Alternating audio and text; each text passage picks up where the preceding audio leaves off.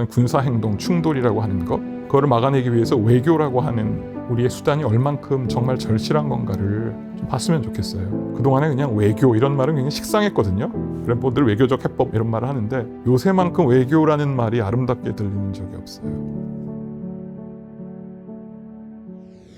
네, 안녕하세요 여러분, 김주윤입니다. 지난 며칠간 정말 어마어마하게 많은 일들이 일어났죠. 정말 시시각각 변하고 있는데요. 지금 중동에서 벌어지고 있는 일, 사실 이분만큼 또 설명을 잘해 주실 분이 있을까 싶습니다. 국립외교원의 인남식 교수님 모셨습니다. 안녕하세요. 안녕하세요. 저희가 이제 대충의 질문지를 정리해서 이렇게 드린 다음에 왔던 대표님, 야, 뭐 이거 분석이나 예측이 필요한 상황이 아닌데 그냥 아무 말 대잔치 해보지 뭐 하고 이제 저한테 이렇게 말씀을 주셨잖아요. 이제 그만큼 이게 돌아가는 게 예측 불가능하다. 뭐 이런 뜻이겠죠? 중동에서 이렇게 한 하루 이틀 만에 많은 일들이 동시에 벌어지고 상황이 급반전된 일이 있었나? 뭐 이런 생각이 들 정도로 또 모르죠. 지금 이야기하는 게 시간이 조금 지나고 나선 또 완전히 다른 세상이 업로드할 때 있을지. 다른 일이 벌어졌어 막 이러고. 그래서 그러려니 하고 그냥 편하게 얘기해야 할 마음으로 나왔습니다. 그래도 이제 일단 총평을 한번 얘기를 들어봤으면 좋겠어요. 결론만 놓고 보면 미국이 압도적인 힘을 보여준 사건이라고 이야기할 수 있고요. 동시에 그 미국이 과거처럼 크게 움직이는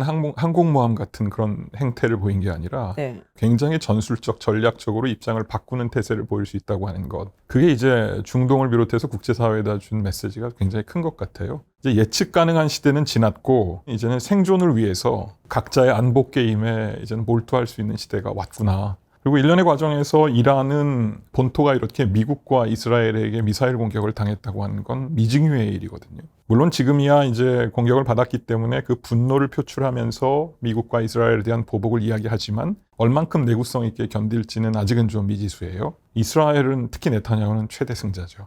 짧은 시각으로만 보면 지금 상황은 그렇습니다. 그러나 빠른 시간 내에 너무나 많은 일들이 일어나기 때문에 앞으로 또 어떻게 전개될지는 지금 감히 예측하기는 어려운 상황이에요. 미국이 트럼프 대통령도 그렇고 지난번 샹글리아 다이얼로그에서 헤그세스 장관이 그 얘기를 했었거든요. Peace through strength라는 말을. 근데 그럼 원래 전 임기 때 오브라이언도 그렇게 네네. 얘기를 했죠. Peace through strength를 얘기했죠. 그 Peace through strength라는 것이 이런 것이다라는 거를 그냥 보여준 그런 사건이었다라는 생각이 되게 많이 들었고 솔직히 조금 소름이 돋았어요. 그러니까 이란은 중동뿐만 아니라 국제사회에서 군사 강국이에요. 그러니까요. 그 심장부의 폭격기 B-2가 37시간을 날아와서 딱 타격하고 돌아가는 모습을 보였다고 하는 건 국제사회에서 미국이 마음을 먹으면 어디든지 타격할 수 있고 우리는 힘을 통해서 상황을 반전시킬 수 있다고 하는 걸 시연한 거죠. 미국은 그렇게 힘을 사용하는 걸 극대로 절제했고 자제해 왔는데 트럼프 대통령 개인의 성향인지는 모르겠지만 앞으로는 이런 일들을 하면서 세상을 내가 이끌고 나가겠어라고 하는 걸 보여주는 그런 사례라 심상치는 않아요. 이게 좋은 건지 나쁜 건지도 지금 판단하기는 조금 이른 것 같고. 루비오 장관이 청문회를 할 때 했었던 말 중에 하나가 전후 국제 질서는 매우 낡았을 뿐만 아니라 이게 이제 미국한테 오히려 공격을 하는 무기가 됐다라고 이제 그런 거 안 한다라고 하는데 그래서 트럼프가 생각하는 새로운 어떤 국제 질서라는 것 그거를 그대로 보여준 것 같아요. 우리는 힘이 있는 강대국이니까 우리가 원하는 거면은 이런 무력을 보여주면서도 다 쟁취하겠다. 뭐 예전처럼 우리가 질서를 지키고 잘제를 하고 이런 거 안 한다라는 것이 이제 명백해진 것 같고 미국이 그렇게 나가면은 다른 나라도 비슷하게 갈 거 아니에요. 그렇죠. 그러니까 정글의 시대인 것 같은데 저는 뭐 거기에 대해서 전혀 이견이 없고 다만 아마 고민이 있을 텐데 트럼프 대통령의 기본적으로 이 정권을 잡을 때 미국이 이제 더 이상 세상 문제에 개입 안 하겠다라고 하는 거였고요.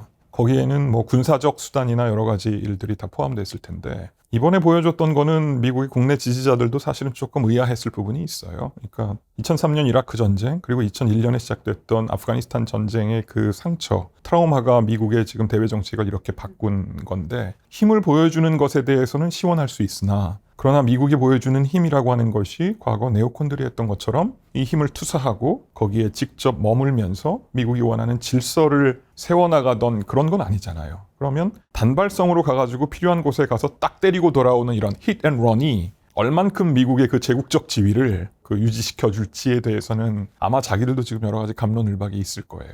그래서 그 힘을 통한 평화라고 하는 거는 분명히 드러나는 현실이고 그럼 그 다음에 세상은 어떻게 되는 거지? 미국이라고 하는 질서 유지자가 우리는 때리고 돌아와서 다시 팔짱 끼고 너네가 어떻게 하는지 보겠어라고 하는 세상이 그게 맞나? 더 안전해진 건가? 그러면 이 와중에 우리가 뭘 해야 되지라고 하는 고민들은 뭐 한국뿐만 아니라 아마 전 세계 모든 나라들이 고민해야 될 이제 숙제를 안게 된 거죠. 분명히 질서의 시대는 지난 것 같아요. 네타냐후 총리가 이제 최대 승자다라고 말씀하셨고 거기에 이견을 다는 사람은 거의 없을 것 같기는 해요. 근데 둘이 사이 별로 안 좋지 않았어요. 사실 저는 트럼프 아직도 안 대통령이랑. 좋다고 믿어요. 근데 이렇게 전격적으로 트럼프 대통령을 결국에는 막판에 끌어들일 수 있었다라는 거는 네타냐후 총리가 싫든 좋든 간에 참 난 사람이다라는 생각이 들 수밖에 없거든요. 동물적 감각을 가진 것 같아요. 네타냐후 총리가 몇 년 동안 지금 이스라엘을 통치한지 아세요? 몇십년 된 것 같은데. 18년째예요. 네.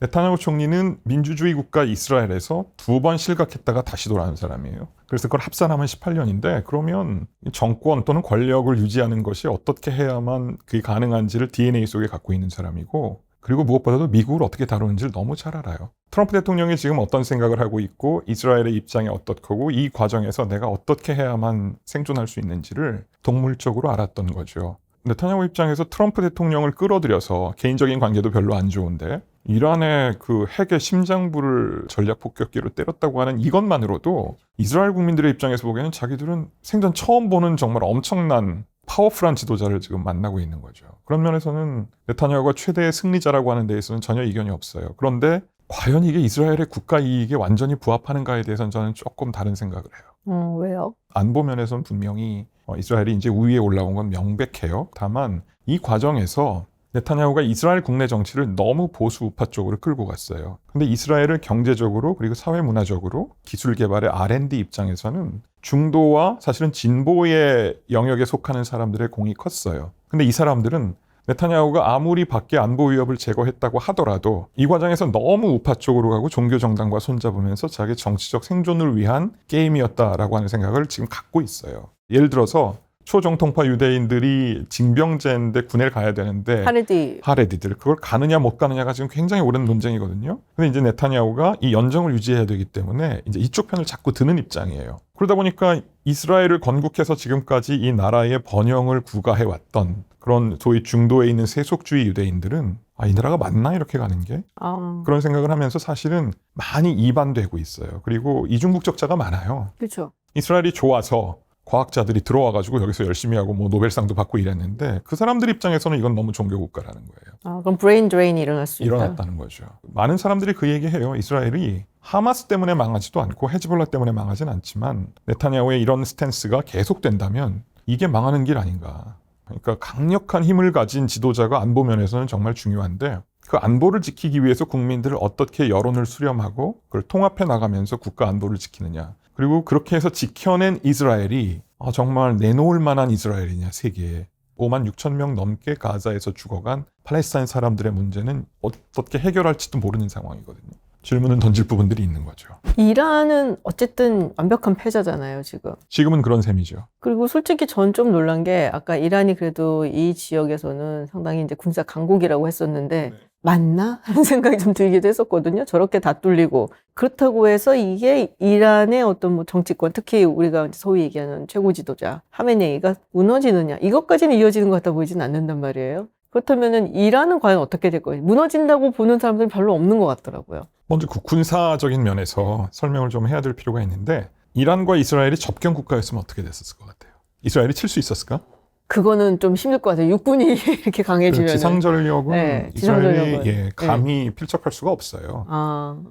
이란이 왜 저렇게 무력하지라고 보는 거는 공중전력에 있어서의 일단 비교거든요. 만약에 접경이었다면 인해 전술하듯이 아마 그 이란의 정규군과 혁명수비대가 이스라엘을 타격하면 못 버텨요. 1500km 떨어져 있기 때문에 가능했던 거죠. 두 번째, 공중전력만 놓고 보면 사실은 이란은 지난 한 20년 동안, 뭐 길게는 한 30년 동안 헤즈볼라와 이라크에 있는 친이란 민병대와 하마스, 또 시리아의 아사드 정부가 일종의 전진 안보망을 형성해 왔잖아요. 근데 그게 이제 무너지면서 그 전략 심도가 뒤로 밀린 거예요. 그러니까 이스라엘이 시리아 영공을 이제 마음껏 활용하면서 폭격이 가능하게 됐던 거죠. 그러니까 사실은 중간의 영역에 있어서의 이 새 싸움에서 이란이 밀린 부분이 굉장히 치명적이었다고 보는 게 더 정확하고. 그럼 전쟁의 어떤 지형에서 굉장히 불리한 그렇죠. 상황이었다. 그거는 굉장히 아이러니컬한 상황이에요. 2023년 10월 7일에 하마스의 이스라엘 공격은 이란이 보기에는 그때는 엄청난 승리였지만 그게 결국은 자기들을 지금 이렇게 무력화시킨 배경이 됐던 거죠. 그 일련의 과정에서 그러나 우리가 좀 지켜봐야 될 건 뭐냐면 이란이 가지고 있는 탄도미사일 공격 능력은 강국이에요. 미사일 강국이고 정확한 그 보유 숫자는 알 수 없지만 한 3,000발 정도를 가지고 있다는 설이 있고 2,000발 아닐까 뭐 이런 설이 있어요. 거기에 깡통 미사일에다 드론을 섞어서 우리가 흔히 살보라고 얘기하는 공격을 하게 되면 이스라엘의 요격 능력이 그거를 다 막을 수 있을까에 대해서는 굉장히 회의론이 많아요. 그래서 따라서 지금 놓고 보면 미국이 개입하고 그다음에 자기들의 방공망에 좀 뚫려가지고 이란의 그런 어떤 제공권이 많이 떨어지는 것처럼 보이지만 그렇다고 해서 완전히 군사적으로 허약하거나 무장 해제된 나라는 아니다. 국제사회가 막 잘못 알려져 있는 부분이 좀 있을 수 있다는 게 이제 첫 번째고. 두 번째는 정치적으로는 이란은 지금 굉장히 변곡점에 와 있는 것 같아요. 저는 한 36년 동안의 하메네이 체제는 이제는 어느 정도 수명을 다한 것 아닌가. 다만 여기서 제가 좀 드리고 싶은 말씀은 이란은 그 정식 국호가 이슬라믹 리퍼블릭 오브 이란이잖아요. 그 이슬람 공화국이라고 하는 이란의 이 신정 또는 신정공화정 체제는 쉽게 무너지진 않는다.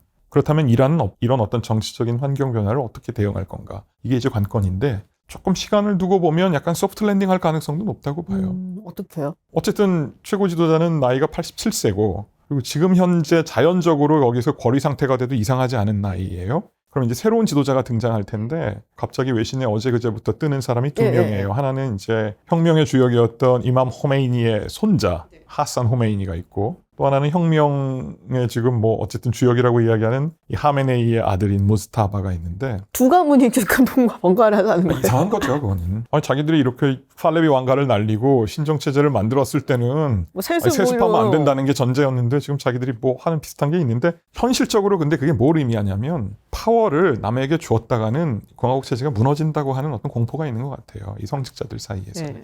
어쨌든 만약에 두 명이 하나가 사실이라고 해도 하메네이처럼 강한 어떤 그립을 잡고 공화국을 유지하진 못할 거다. 그렇다면 이란은 하이브리드 체제예요. 성직자들이 다스리는 체제가 공식 체제인데 선출 권력은 따로 있거든요. 대통령과 국회가 있어요.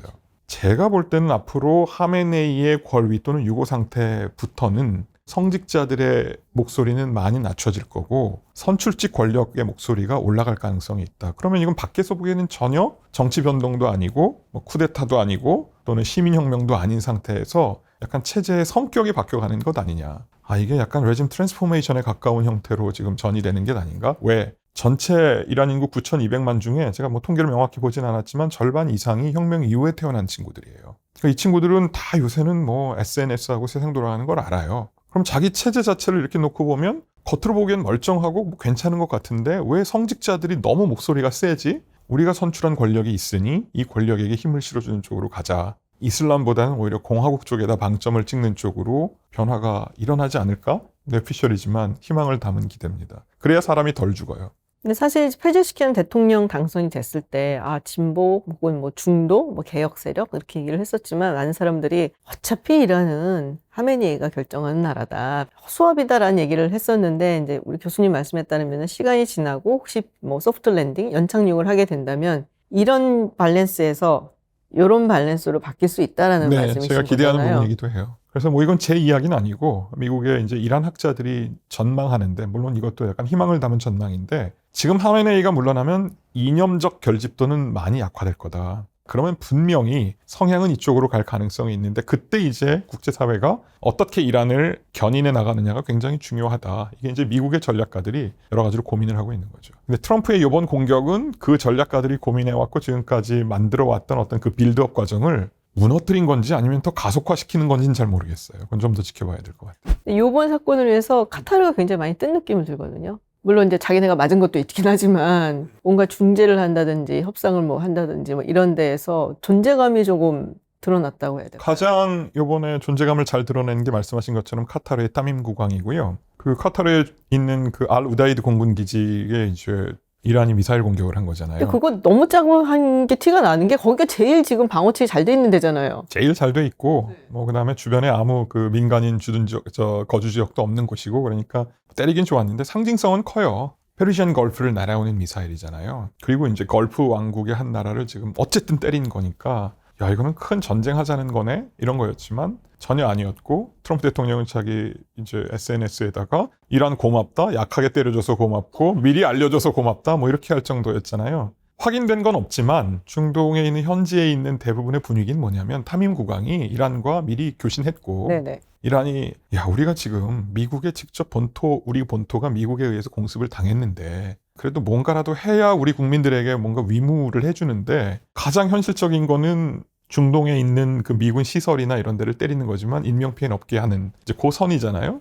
타밈이 그랬을 리는 없지만 뭐 내심으로라도 그래 그럼 이란이 그렇게 보복해야 된다고 하면 알 우데이드가 사실은 중동에서 가장 상징적인 기지이니 그러면서 일종의 약속 대련을 한 거고 미국은 또 그거를 다 그래 첫 라운드는 끝 이제 더 이상 확전 없음이라고 하면서 나름대로 상황을 정리하는 게임이었죠. 근데 카타르 입장에서는 그거는 굉장히 큰 도박일 수도 있어요. 카타르 국민들 입장에서 보면 자기들이 일종의 볼모처럼 이제 그 두 분쟁에 내어진 거나 마찬가지잖아요. 물론 이제 영공 통제 다 했고 분명히 짜고 친 거였는데 트럼프 대통령도 그걸 알고 있었을 것 같아요. 왜냐하면 그 전례가 없는 게 아니에요.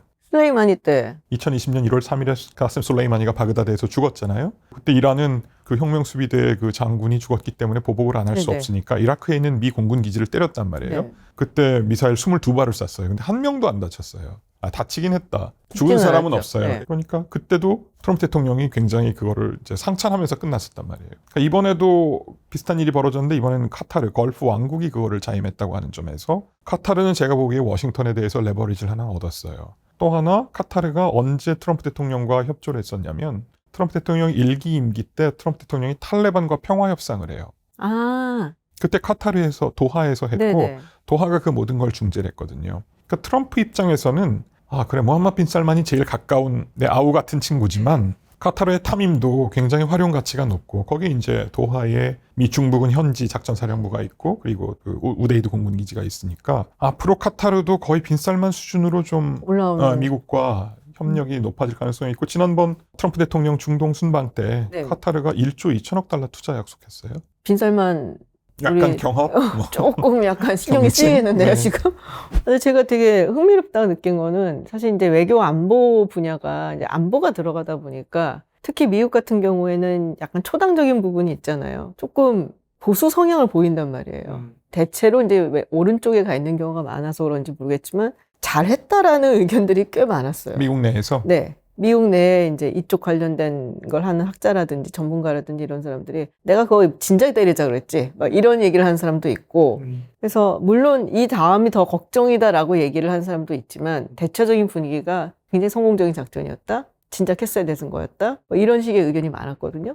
미국이 이란에 대해서 이렇게까지 불신을 가지고 있었나 해서 저는 약간은 놀라기는 했어요. 그거는 대중의 여론과는 조금 떨어져 있어요. 네. 왜냐하면 민주당 지지자들 일반 여론이에요. 민주당 지지자들은 거의 대부분이 그렇죠, 그렇죠. 반대했고 공화당 지지자들도 반반이었거든요. 그렇죠. 마가 쪽에서는 마가는 하지 뭐 말라고 완전히, 막 그랬었으니까. 그런데 이제 정말로 그 지식인들이나 전략가들이 그렇게 선택했다면 말씀하신 것처럼 그 친구들이 가지고 있는 이란에 대한 공포감이라고 하는 게 작동했던 거겠죠. 근데 왜 저렇게까지 싫어할까? 왜냐면 제가 기억하기에 1차 핵합의 그 초안이 나왔을 때 2013년이었거든요. 그때 당시에 제가 베를린에서 무슨 회의가 있어서 갔었어요. 그러니까 막 사우디의 그 지금은 돌아가신 파이잘 왕자님, 그 굉장히 오랫동안 외무장관을 했었던 그분 어마어마하게 막 비판을 하고 그 대신에 또 이란에서 온 분이 한 분 계셨어요. 지금 프린스턴에 계시는 분인데 네, 잘 알아요. 무사비안인가요? 미르 호세인 무사비안. 그분은 나서서 이게 얼마나 훌륭한 합의인가를 막 얘기를 하는데 제가 아직도 기억하는 게 거의 그 전 세계적 왕따. 그러니까 옆에 앉을 곁을 주는 사람이 없으니까 그분이 제 옆에 앉았어요. 무사비안이? 네. 그래서 제가 그때 굉장히 놀랐어요. 사실 저는 주니어 스칼라였거든요. 이 정도급 되는 분이 가서 앉을 만한 그 옆에 사람이 별로 없었고 내 옆에 앉았다고? 그래서 이란이 이런 정도로 국제사회에서 왕따였나? 이 정도로? 왜 이렇게 불신이 있는 걸까요? 이건 설명이 굉장히 오래 걸릴 것 진짜요? 같은데 네. 우리가 그걸 페르소포비아라 그래요. 페르시아에 대한 포비아가 네. 있어요. 그 말은 역사적으로 페르시아에 대해서 유럽 사람들이 가지고 있는 그리스와의 페르시아의 싸움 이런 거로부터 연상되는 역사적 추론이 있어요. 안 믿기지만 자기들이 그런 얘기를 해요. 그럼 이제 현대사를 놓고 봐야 되잖아요. 그러면 이렇게 보시면 돼요. 미국이 이란에 대해서 가지고 있는 감정. 1979년 이전에 이란은 미국에게는 가장 가까운 나라였어요. 아시다시피 팔레비 때. 중동에서 자기들이 이제 소련의 확장을 막는 가장 가까운 두 나라가 어디야? 라고 물어보면 터키와 이란이었어요. 터키는 그냥 자기 몫을 했어요. 이란이 뒤집어진 거예요. 그러면서 혁명 세력이 나타난 거고 그리고 444일 동안 52명의 인질들을 붙잡고 있었어요. 그거는 미국 입장에서는 그 당시에 무슨 매의 발톱이라는 작전을 통해서 구출하려고 했다가 실패하죠. 헬기 추락하고 그러면서 일종의 트라우마가 생겼어요. 결정적인 거는 1983년 10월로 기억하는데 그때 베이루트, 레바논의 베이루트에서 미 해병대 막사를 시아파 민병대가 자살폭탄 테러를 해요. 그래서 240명인가가 죽어요. 한번 생각해보세요. 만약에 지금 그런 일이 일어났다. 지도에서 없어질 것 터져요. 같은데. 네. 그게 이란의 일종의 에이전트였다라고 하는 게 미국의 시각이에요. 이란은 공식적으로 부인하고 있으나 그때 마침 이란과 이라크는 8년 동안 했던 전쟁하고. 이란-이라크 전쟁 중이었고 미국과 국제사회는 이라크를 뒤에서 지원하고 있었단 말이에요. 그러면 이란 입장에서는 뭐 그런 공작을 할 법했죠. 이거는 미국에게는 굉장히 큰 충격이었어요. 국가적 재앙이었고 그 국가적 재앙의 트라우마는 지금까지 가고 있고요. 또 하나는 약간 문화적인 이란에 대한 어떤 공포 또는 분노 같은 건 그 사탄의 서라는 책을 쓴 살만 루시디, 사타닉 버스를 쓴 살만 루시디에 대해서 호메이니가 살인 명령을 내려요. 지금도 그런지 모르겠는데 이란의 어떤 그 비밀 경찰 또는 요원들이 돌아다니면서 이 이슬람을 모욕하는 소설을 썼다고 하는 살만 루시디, 인도계 영국인이거든요. 를 암살하러 막 오만대 돌아다니면서 작전을 해요. 얼마 전에도 한번 시도하지 않았었어요? 얼핏 들었어요. 어떤 그 강연장 이런 데서. 예. 이거는 국가 단위에서 할 수 있는 일이 아니죠. 그러면 제가 만약에 미국 입장이라면 우리랑 그렇게 가까웠던 번영하는 세속주의의 이란. 그래서 카터 대통령이 팔레비샤와 혁명이 일어나기 전에 만나가지고 대화하면서 이 중동 전체가 스토미시, 폭풍 같은 바다인데 유일한 안정된 섬은 이란밖에 없다는 표현을 했을 정도였는데 그 안정된 섬이 뒤집어져가지고 이 폭풍의 근원이 돼버린 거거든요. 그러면 미국의 전략가들은 저 이란이 옛날로 돌아가지 않는 한 쟤들은 우리 해병대의 죽음, 우리 민간인 피랍, 말도 안 되는 살인 면허를 줘가지고 소설가를 죽이는 나라? 이 이미지가 딱 세워져 있는 거예요. 그리고 이제 그 다음부터 이란이 핵 개발하고 이 의혹을 이제 만들게 되니까 그 이미지는 굉장히 강하게 이제 형성이 됐죠. 또 하나 로비. 뭐 미어샤머 월트가 늘 얘기하는 것처럼 유대인 로비. 걔네들은 뭐 국제적으로만 놓고 보면 이란 이상의 적이 없으니까 어떤 로비를 하겠어요. 이란이 핵무기 한다 막 이 얘기 할 거 아니에요. 거기에 또 이 촉매제가 있어요. 그게 뭐냐면 망명한 페르시아계의 로비.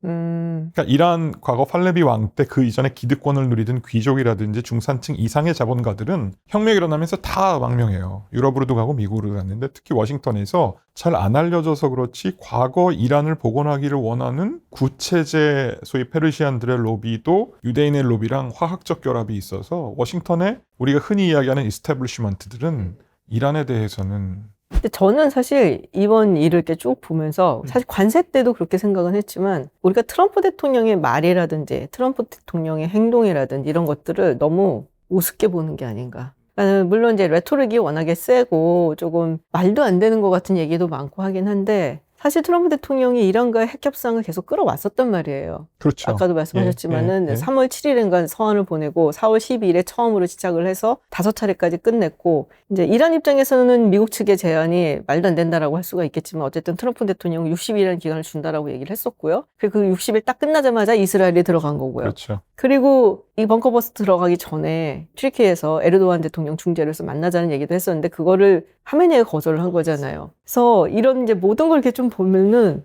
아, 우리가 정말로 트럼프를 타코라고 생각을 하는 건가? 심지어 이란마저도 타코라고 생각을 했었던 건가? 그러면 안 되는 것 같다는 생각이 좀 들거든요. 모르겠어요. 저는 정말 모르겠어요. 계속 생각을 해봐도 이게 거대 전략이었다고? 라고 하면 저는 상상을 잘 못하겠어요. 다만 제가 지금 보는 건 트럼프 대통령은 어떤 한 목적이 딱 설정이 되잖아요. 네. 주변에서 벌어지는 온갖 여러 가지 소음이나 뭐 제어나 반론이나 이런 거는 이 양반에게는 중요하지가 않고 이걸 성사시키는 게 되게 중요해요. 그러니까 저는 지금 어떻게 보냐면 트럼프 대통령은 정말 자기가 말한 것처럼 나는 오바마보다도 훨씬 더 나은 이란 핵 합의를 하겠어 라고 지금 그건 확실해요. 네. 근데 그걸 하기 위해서 나는 이건 이땐 이렇게 하고 이제가 이렇게 나오면 나 이렇게 하고 이건 아닌 것 같아요. 굉장히 본능적으로 지금 반응하면서 오는 것 같다는 느낌밖에 안 들어요. 왜냐하면 이스라엘이 이란을 공습한다고 하는 거는 잘 상상하기가 어려웠어요. 그 중간에 6월 13일 날 공습이라고 하는 거. 아무리 봐도 트럼프의 머릿속에도 처음에 그게 설계도 속에 들어있을 것 같진 않아요. 왜냐하면 두 차례 네타냐후가 트럼프와의 정상회담에서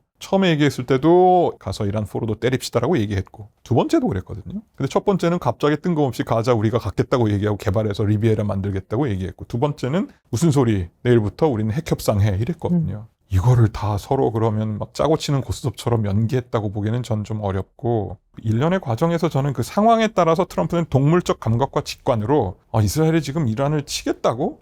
지금 나는 협상을 해야 되는데, 근데 가만 보자. 이란 애들이 지금 저 본토에서의 우라늄 그 핵 프로그램, 농축 프로그램 양보를 전혀 안 하네. 근데 그럼 이게 7차를 갈지 8차를 갈지 진전이 없을 가능성이 있는데 차제에 한번 판을 흔들어 봐. 그리고 때렸단 말이에요. 트럼프 대통령이 네타냐후와 공습 전에 전화하고 나서 그렇게 얘기했다는 거죠. 뉴욕타임즈에 의하면 아무래도 이번엔 네타냐후를 도와야 되겠어라는 말을 했다는 거잖아요. 그러나 직접 막 조율했던 것 같지는 않고. 그렇다면 단기적으로 예측은 가능하죠. 더 판을 망치려고 하는 건 트럼프 대통령이 용납 안 할 거예요. 왜? 자기는 지금 오바마보다 훨씬 더 나은 핵 합의를 할 거야 라고 하는 게 지금 자기에게는 마지막 목표이기 때문에. 근데 적어도 이 면에서는 타코는 아니에요.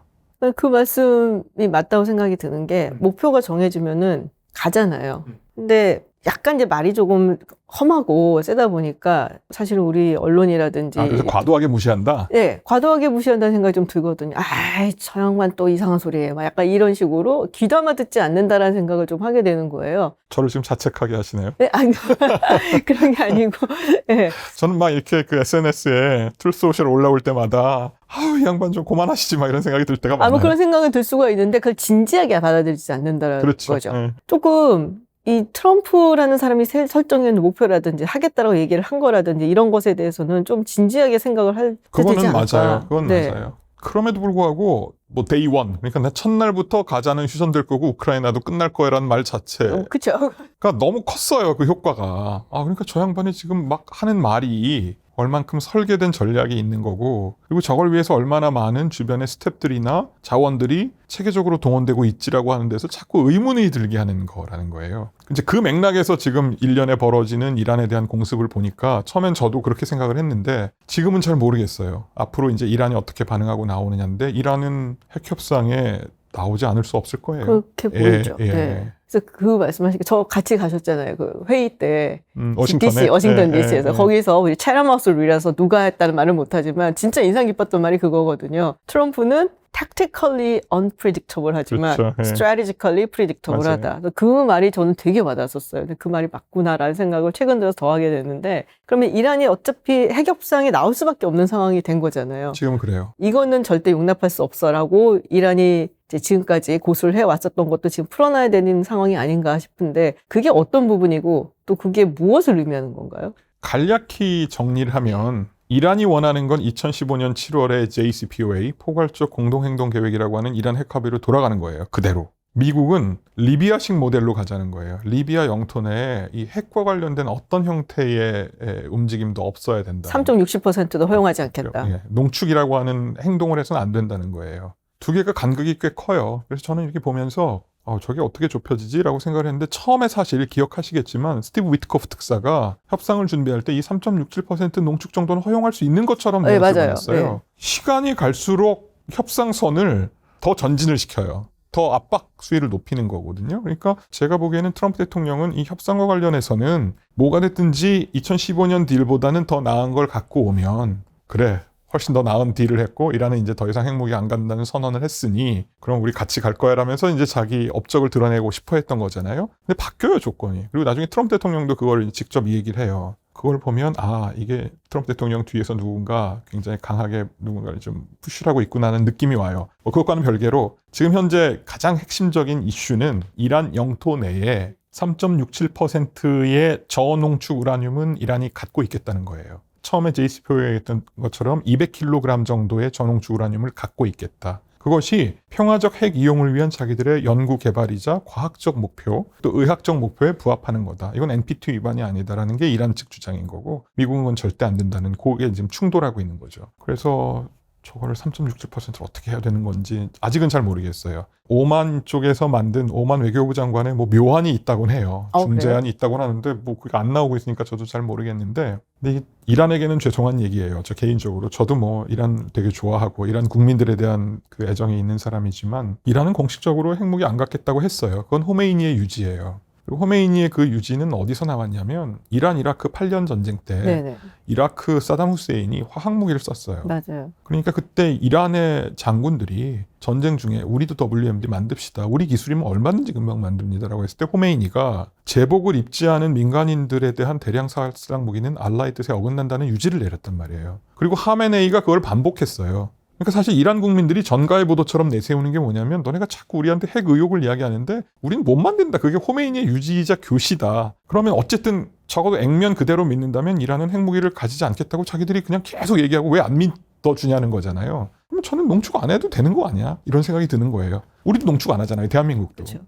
핵을 가지고 저렇게 핵 능력을 고도화하면서 영내 어떤 패권 경쟁의 주도 국가가 되겠다고 하는 그 이념과 자기들의 자존심, 위신 다 알겠는데 정작 저렇게 해서 40년 동안 제재받으면서 이란은 자기들이 누려야 될 걸 너무 못 누리고 있는 거 아니냐? 이런 질문이 그럼 그거 하나 포기하면 되는 되는데. 거예요. 그거를 왜 안 하냐는 거예요. 어차피 무기 안 갖겠다 그랬잖아요. 이해는 가요. 왜냐하면 주변이 다 흉악한 막 와가지고 자기를 압박하고 정권 교체 이야기를 막 하니까 우리 자위 능력이라도 있어야 된다고 하는 건데 사실은 9,200만의 이란은 과거의 이라크가 아니에요. 이란은 훨씬 큰 나라고 누가 들어와가지고 밖에서 외부 세력이 뭐 지상군 보내고 뭐 비밀 공작해가지고 막 나라를 뒤집어가지고 민주화시키고 이런 나라는 아니에요. 그 정도 어떤 자신감이 없나 이런 생각이 드는 거고요. 제가 만약에 이란의 젊은 세대이고 이란의 소위 나라의 발전을 원하는 사람이라면 그리고 이스라엘의 공격을 받은 거에 대한 분노와 증오가 있다고 하면 이쯤에서 야, 한 발 좀 눈 딱 감고 미국과 타협하고 협상해서 NPT 정말 잘 지키는 나라로 인스펙션 다 와, 봐. 그 대신 너네가 약속한 것처럼 컨소시움 만들어서 연료 우리한테 공급해. 우리 원전 지을 거야. 라고 한 다음에 한국처럼 되는 거잖아요. 그 다음에 제재 다 풀어. 그리고 이제 내부적으로 발전하라는 거죠. 근데 이 말은 굉장히 서구의 오리엔탈리스트 시선이긴 해요. 그러나 제가 이란의 젊은 잘 살기 바라는 국민이라면 선량한 국민이라면 저렇게 그 호메이니의 유지, 혁명의 전파, 그 성직자들의 이념 때문에 왜 9천만, 9,200만 국민들을 제재 속에서 살게 하고 로하니 때는 한 2만 리알, 1달러당 2만 리알이었던 이란 경제를 지금 100만 리알로 만드냐는 거예요. 어쨌든 지금 휴전에 들어갔잖아요. 네. 영상을 올릴 땐 또 어떻게 될지 모르겠지만 뭐 다들 불안하다고 보고 있고 뭐 이스라엘은 전혀 원하지 않는데 트럼프 대통령이 지금 이제 멱살 잡고 끌고 가는 형국이란 말이에요. 당분간은 유지되지 않을까? 뭐 이렇게 보는 사람들도 있는데 교수님 어떻게 보시는지 좀 궁금해요. 이란은 빨리 끝내는 걸 바랄 거예요. 왜냐하면 자기들도 결국 이거는 물량 싸움이에요. Capability versus capacity라고 생각하거든요. 그러니까 이스라엘은 압도적인 방공 역량을 갖고 있어요. capability를 가지고 있어요. 그런데 이스라엘도 capacity 문제가 있어요. 그 요격 미사일이 아마 한 2,000발 정도 된다는 거죠. 그러면은 모자라네요. 그럼 모자라요. 네. 그러니까 이란이 한 1,000발 정도 갖고 있어도 평균 3발 정도가 필요하니까 요격은. 그러면 누구에게 도움을 받을 수밖에 없냐면 미국이에요. 그건 이란도 마찬가지예요. 자기들이 만약에 공습할 수 있는 탄도미사일이 다 소진됐다? 그러면 막 총격전이 벌어지는데 총알이 떨어진 비참한 전사의 모습에 불과하잖아요. 방공망은 어차피 굉장히 많이 무력화됐으니까. 그래서 사실 이란은 빨리 끝내기를 원해요. 이스라엘도 마찬가지로 지금 말씀드린 것처럼 그 여러 가지 역량에 있어서는 앞서지만 물량에 있어서 문제가 있기 때문에 사실 전쟁을 계속 수행하느냐에 있어서는 여러 가지 이론이 있고 특히 지금 가자 전쟁 이후에 620일 전쟁 중이에요. 이스라엘도 만만치 않아요. 이스라엘이 지금 상시 전쟁 체제를 2년 이상 겪은 적은 없어요, 역사상. 그래서 상시 전쟁 체제라는 건 예비군이 계속 전선에 투입되는 건데 이 경우에는 어떤 문제가 생기냐면 예비군들은 자기 일터에서 일을 놓고 와야 되잖아요. 그럼 급여를 줘야 돼요, 국가에서. 정작 자기 일터에서 생산은 제로가 되는 거고 국가는 세금을 여기다 투입해야 되는 거예요. 그러니까 이스라엘이 말은 안 해요. 우리는 충분해. 우리 뭐 문제 없어라고 얘기하나 아무리 그렇다고 해도 지금 2년이 이런 전시체제라고 하면 그건 쉽지가 않죠. 그러니까 이스라엘의 사실은 합리적 의사결정을 한다면 여기도 휴전을 지속해야 돼요. 근데 제가 주목하는 건 네타냐후예요. 그러니까 네타냐후는 정말로 압도적인 승리를 거뒀고 그리고 하마스, 헤즈볼라 무력화하면서 군사작전면에서는 탁월한 지도자로 스스로를 믿을 만해요. 그러나 결국 네타냐후 역시 전쟁이 끝나는 국면을 마주하게 되면 저희가 아무리 압도적인 승리를 밖에서 거뒀다고 하더라도 네타냐후가 마주해야 될 현실이 있어요. 그거는 기존에 기소돼 있던 독직 부패 스캔들과 관련된 게 있고 또 하나는 2023년 10월 7일에 하마스 공격을 막지 못했다고 하는 그 피습 책임론이 있고 그리고 동시에 이제 말씀드렸던 것처럼 그 하레디 초정통파와의 막 여러 가지 논쟁들 이게 뒤섞여 있단 말이에요. 사법부 개편 논쟁도 아직 아니고. 그러면 아무리 밖에서 자기가 혁혁한 공을 세웠다 그래도 그거는 그거고 지금 네가 잘못한 거는 준엄하게 책임을 묻겠다는 거예요. 그렇다면 네타냐후의 머릿속엔 지금 이란과 휴전하고 이게 만약에 없던 걸로 돌아가는 게 맞나. 자기는 내년에 총선이 있거든요. 10월에.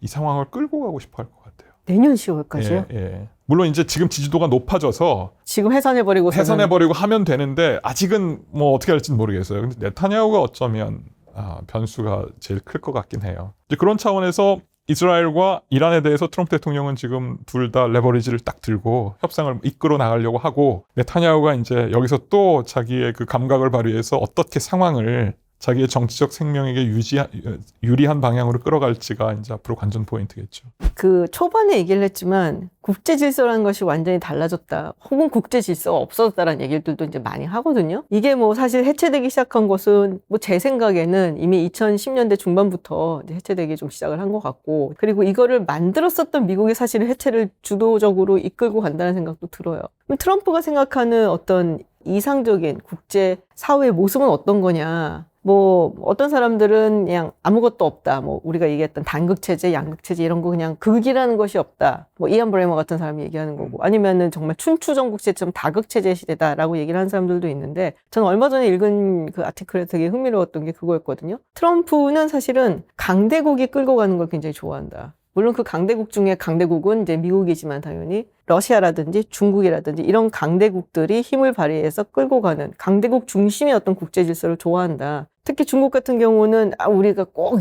밟아서 이렇게 죽이고 가야 될 대상처럼 얘기를 하지만 또 어떨 때는 시진핑 주석에 대해서 굉장히 호의적으로 얘기를 한단 말이에요. 네. 그렇게 봤을 때 강대국 중심의 국제 질서를 추구를 하고 있고, 그렇기 때문에 강대국의 지도자에 대해서는 모호한 공감대 혹은 호감 이런 게 있기 때문에 그런 게 아니냐 이런 얘기를 하더라고요. 되게 큰 질문이긴 하지만 교수님께서 보시는 앞으로의 국제사회의 모습, 물론 이제 정글라고 표현을 하셨지만은 조금 더 구체적으로 말씀해 주실 수 있을까요? 그거는 김 박사님이 더 잘 하실 내용이니까 저는 뭐 평생 중동만 들여다본 입장에서 봐야 되잖아요. 근데 그 질서 해책이란 말을 저도 즐겨 써요. 그럼 질서 해책이 이후에는 어떤 세상이야? 무질서의 세상이야? 이런 질문이 따를 법하잖아요. 근데 무질서의 세상은 아닐 거예요. 정글은 정글 나름대로의 질서가 있어요. 근데 흔히 우리에게 익숙한 지난 2차 대전 이후에 80년 동안의 질서는 초강대국이었던 미국이 제국적 지위를 약탈적으로 행사하지 않고 힘이 약한 구성원들조차도 그냥 누구에게 다치지 않도록 하는 그런 체제를 만든 거잖아요. 전쟁에서 승리한 제국은 마음대로 해도 되는 게 그게 정글의 법칙이잖아요. 근데 갑자기 다 와봐, 우리 부흥해야 돼, 발전해야 돼 이러면서 우리가 필요하면 돈 빌려줄게 이런 거를 논의하잖아요. 물론 공산주의의 그 위협이 있긴 했지만 그런 시대는 아니다. 그건 확실하다. 그리고 말씀하신 것처럼 이제는 저는 강대국이 자기 목소리를 막 민낯으로 내는 것에 대해서 어떻게 반응해야 되느냐가 이제 우리의 고민이 되겠죠. 이런 거예요. 그러니까 한마디로 얘기해서 그동안에 미국이 얘기했던 질서의 세상은 우리는 투명하게 하고 가능하면 우리는 말대로 한다였는데, 이제 힘을 가진 제국 또는 힘을 가진 강대국은 그 말에 기속되지 않고 우리의 이익에 정확히 산식이 어떻게 일치하느냐에 따라서 우리 길을 가겠다는 거였기 때문에 세상은 앞으로 다 그렇게 되는 거죠. 자위권, 이게 국제법에 맞느냐 아니냐는 이제 더 이상 논의하는 게 큰 의미가 없는 시대가 됐다. 그런 세상을 살아가는 질서에 빨리 익숙해져야 되는 건 아니냐, 뭐 이런 생각을 해요. 이제 생존이라고 하는 게 가장 상위의 가치가 된 우리 국가 이익, 국가 전략을 좀 모색해야 될 때가 온 거 아닌가? 그리고 그게 요번에 이란에서 여실히 드러났다라고 하는 걸 보여주는 거죠.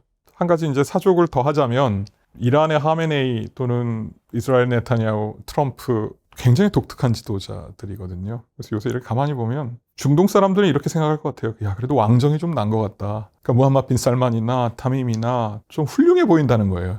그럼 먹고는 살게 해주잖아요. 그러니까요. 예. 그리고 평화로우니까. 네. 그러면서 이제 심각한 문제 제기를 하는 거예요. 그러니까 언필진 그동안 너네들이 얘기했던 민주주의, 선거를 통해서 네타냐후 같은 지도자들이 18년 동안 집권하는 게 그게 민주주의라면 그게 민주주의의 뷰티냐, 뭐 이런 질문들을 중동에 있는 사람들은 던지는 거예요. 그러니까 말씀하셨던 것처럼 트럼프 대통령이 민주주의라든지 또는 뭐 다자무대에서의 아주 좋은 이야기 하면서 세상의 평화와 질서를 얘기하는 것, 그거는 이제는 앞으로 찾아보기 어려운 시대가 이미 와 있는 것 아닐까? 뭐 이런 생각을 해요. 중동의 패자는 누가 될까요? 패권을 갖는. 네. 제가 요새 이제 구상하고 있는 책이 하나 있어요. 중동판 삼국지. 야, 재밌겠다. 말만 들어도 재밌어. 제목만 들어도. 뭐 언제 나올지는 몰라요. 근데 이제 세 나라예요.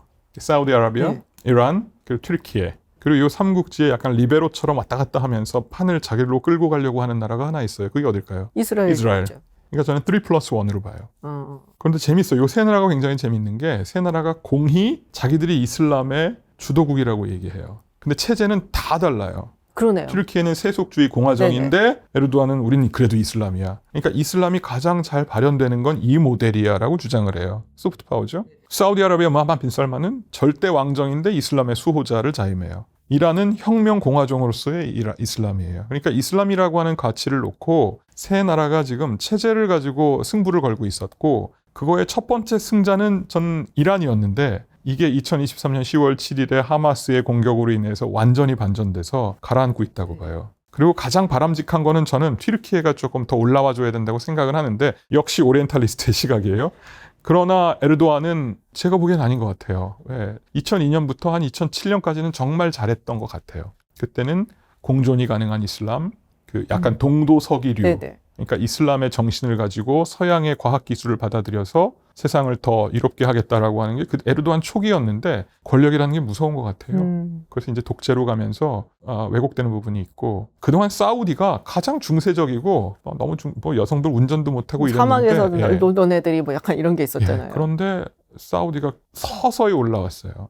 무함마드 빈 살만이 2015년에 아버지 살만 국왕이 등장하고 나서 지금까지 10년 동안 권력 수업을 했는데 생각보다 잘했어요. 근데 여전히 저는 뭐 아직 반반이긴 해요. 앞으로 무함마드 빈 살만의 그 통치 행태가 어떻게 될지 반반이긴 하지만 그 세 나라가 패권을 갖고 경쟁을 하는데 터키가 초반에는 좀 괜찮았다가 스스로 무너지는 느낌이 있고 이란은 확 올라왔다가 지금 완전히 열세에 있고 그 사이에 사우디가 올라왔는데 미국과 손을 잡고 이스라엘과 손을 잡는 아브라함 협정에 들어가면서 완전히 친서구적인 중동에서의 어떤 패권 그림을 그리는 것 아닐까? 이런 생각을 해요. 그럼 사우디 입장에서는 빨리 이 사태가 마무리가 되고 시간이 좀 지난 다음에 국민들 감정이 누그러지면 이스라엘과 그렇죠. 예. 그런데 그 절대적인 키는 가자예요. 가자가 저렇게 가면 안 되는 거죠. 그래서 저는 이란 핵 협의가 만약에 타결되는 순간 무서운 압력으로 트럼프 대통령은 가자 문제를 가지고 이야기를 할 거예요. 예. 다만 그게 국제사회가 이게 더 나은 옵션이야라고 생각하는 뭐 가자 주민들도 행복하고 다 이런 옵션일지 아니면 트럼프 대통령 본인이 얘기했던 것처럼 주변으로 다 가자 팔레스타인 주민들 흩어가지고 가자를 리비에라로 만드는 옵션일지는 아직 잘 모르겠어요. 네, 저희가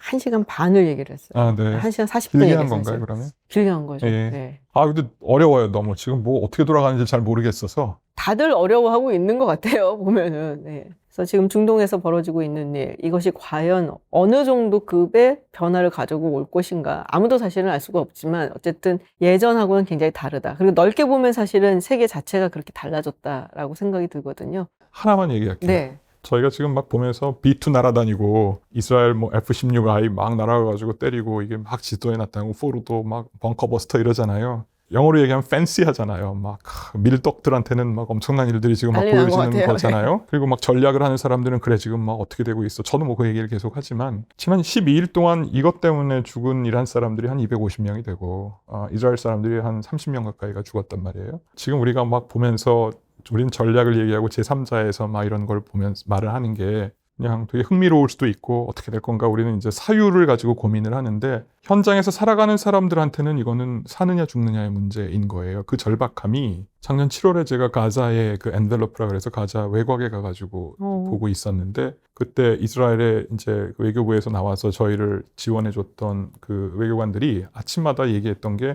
선블록 많이 바르고 와라.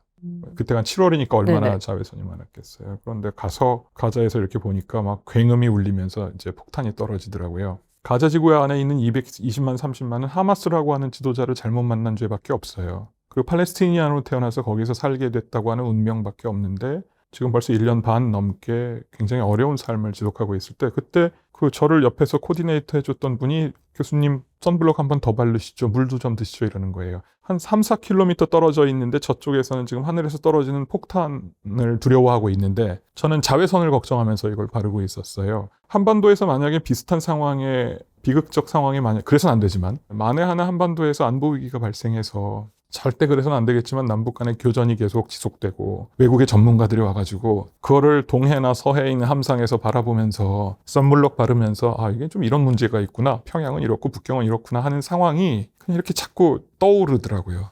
그래서 오히려 이런 안보 위협에 같이 노출되어 있는 국가들은 이번 상황을 보면서 전쟁이라고 하는 것, 어떤 군사행동, 충돌이라고 하는 것, 그거를 막아내기 위해서 외교라고 하는 우리의 수단이 얼만큼 정말 절실한 건가를 좀 봤으면 좋겠어요. 그동안에 그냥 외교 이런 말은 굉장히 식상했거든요. 그래 뭐 늘 외교적 해법 이런 말을 하는데 요새만큼 외교라는 말이 아름답게 들리는 적이 없어요. 이란도 빨리 좀 핵합의에 나와서 저렇게 어떤 200명 가까운 사람들이 죽음의 운명을 마주하지 않아도 되는 선택지가 있는 거잖아요. 그게 국가의 위신과 자존심과 안보라고 하는 거는 물론 별개의 그런 어떤 셈법이 있겠지만 지도자들이라면 내가 지금 책임을 맡고 위임받은 권력을 위임받은 가장 중요한 이유가 국민의 생명과 안전이라면 저는 네타냐후도 좀 다시 생각해 봐야 될 부분이 있고 팔레스타인의 지도자들도 좀 다시 생각해 봐야 될 부분이 있고 그건 뭐 미국도 마찬가지고 이란 더 마찬가지라고 생각해요. 그러니까 중동을 보면서 이제 이게 하나의 국제 뉴스의 외신에 나오는 전쟁 스토리뿐만 아니라 우리가 이 상황에 노출됐을 때 어떤 일이 벌어질지를 좀 역지사지해보는 그런 계기였으면 좋겠다는 생각을 해요. 안보 민감도가 좀 높아질 이유이기도 하죠. 되게 좋은 말씀을 해주셨는데. 약간 좀 꼰대 같잖아요. 아니, 근데 저도 사실 기억이 나는 게 예전에 거의 한 10년 전쯤에 이스라엘을 방문한 적이 있었는데 그때 당시에 웨스트뱅크 쪽, 라말라 쪽 들어가는 그 체크포인트가 있잖아요. 네, 맞아요. 거기를 간 적이 있었어요. 그러니까 많은 팔레스타인 사람들이 이쪽에 나와서 일을 하다가 이제 넘어가는 거예요. 퇴근하는 것. 네, 네. 퇴근하는 그 시간대였거든요. 사람들 많고 하니까 줄이 막 서 있고 젊은 사람들 다 젊은 남성들 이렇게 막 걸어가는 걸 이렇게 보고 있는데 거기서 이제 저희 갔던 일행 중에 한 명이 뭐 아기가 있었던 건 전혀 아닌데 그냥 이러고서는 사진을 찍은 거예요. 웃으면서. 지나가던 팔레스타인 청년 한 명이 너는 지금 이상하게 웃음니? 그 소리를 한번 지르고 가더라고요. 너무너무 그때 미안하고 좀 창피하기도 하고 그래서 그때 그거를 잊을 수가 없어요. 저 사람들이 저렇게 비참하게 살고 있는 그런 상황을 우리는 관광객으로서 구경을 하고 있구나. 그러니까요. 이게 누군가에게는 뉴스거리고 누군가에게는 분석거리지만 누군가에는 삶과 죽음이 걸려있는 일이니까 참 그런 생각할 때마다 마음이 좀 안 좋더라고요. 그러니까 저는 뭐 평화지상주의자도 아니고 저는 국가는 자기 자위 능력과 자각 능력을 갖춰야 된다고 한 입장이고 군사 투자라고 하는 것은 정말 필수적이라고 생각을 해요. 근데 그럼에도 불구하고 사람이 안 죽는 옵션이 있다면 그거는 지도자들이 반드시 숙고해야 될 옵션이라고 생각을 하고요. 그리고 뭐 말씀은 제가 좀 거만하게 드렸죠. 뭐 이란이 이랬으면 좋겠다, 팔레스타인이 이랬으면 좋겠다, 이스라엘은 이래야 한다고 말은 제가 오지랖 넓게 이야기를 했어요. 그리고 각 국은 자기가 처한 형편과 상황이 있기 때문에 자기들이 그 선택지를 정하겠죠. 그러나 그럼에도 불구하고 제 오랜 팔레스타인 친구가 저한테 했던 얘기가 아침에 아이를 학교를 보내면서 아이가 3시 반에 무사히 집에 돌아오기를 기도하는 국민들이 전 세계에 어디 있겠냐. 그런 얘기를 했었거든요. 그 말은 이스라엘에 대한 비판일 수도 있지만 팔레스타인 지도부에 대한 비판일 수도 있고요. 저는 그래서 뭐 누구를 막론하고 정치인들 또는 리더십이라면 그 외교라고 하는 이 아름다움을 살려서 거기도 뭐 이전 투구의 장이지만 그러나 말로 싸우고 두뇌로 싸워서 싸울 땐 싸우더라도 죽는 사람들이 좀 적어지는 그런 세상이 왔으면 좋겠어요. 자, 오늘 이렇게 중동에서 일어나고 있는 일을 국립외교원의 인남식 교수님과 함께 나눠봤습니다. 정말 통찰력이 있고 그리고 마지막에는 정말 진심을 담은 말씀까지 들어봤습니다. 오늘 이렇게 와주셔서 감사합니다.